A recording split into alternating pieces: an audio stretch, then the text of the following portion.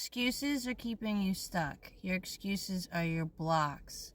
The why, how, could, would, I can't do it because of this or that or whatever. You're giving your attention, your power to something else. Food, for a perfect example, is our biggest addiction. And we have a consumer mentality.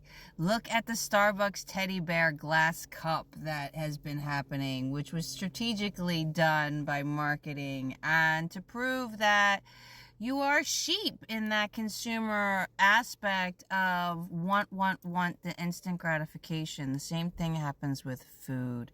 And if somebody like me that was a fussy eater from day one, at least that's what I was labeled, but I wasn't fussy, I was particular in what I was digesting. Even as an infant, I didn't like vegetables. There's a reason for that, because they're alkaline and they're not good for you.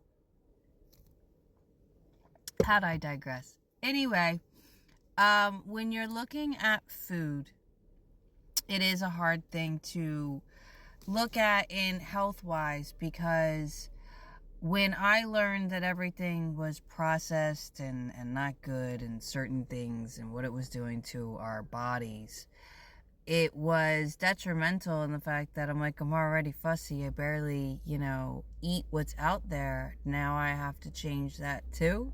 What?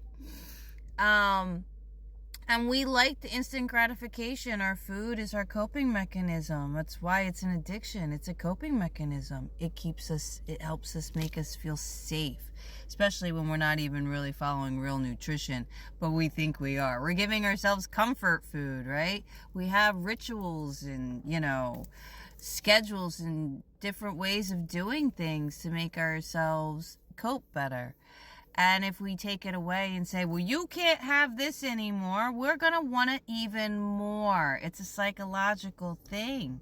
So how I broke out of it, honestly, my new addiction was the alignment of who I am. Being able to think clearly again and standing in my own claircognizance and being able to hear my intuition and not be in this anxiety-ridden world of just poison.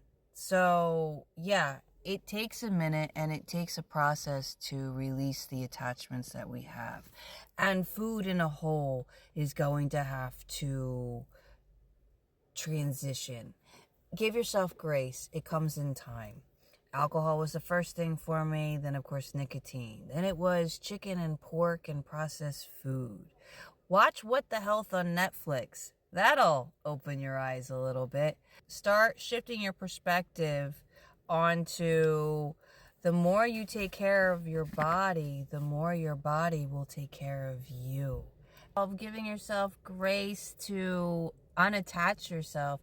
The last 3 things to go for me was sugar, makeup, and hair care. Believe it or not.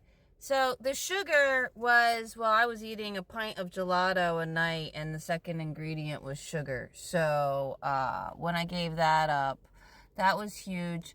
And I wasn't having sugar really in anything else. But then I found butter cookies and then they had sugar in it. So then I was still having sugar. And I wasn't adamantly avoiding sugar, I don't think, yet.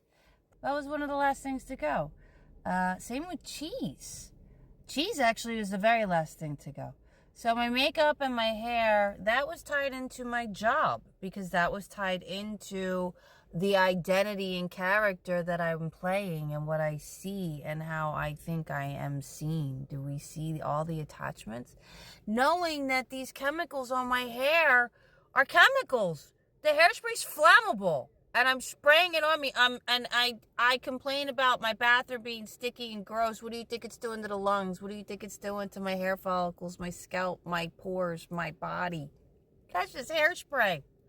Anyway, it takes a minute for it to really sink in because you are in survival mode and your perception and shift is still in 3D awareness. And it's hard to see over the veil when you are boxed in.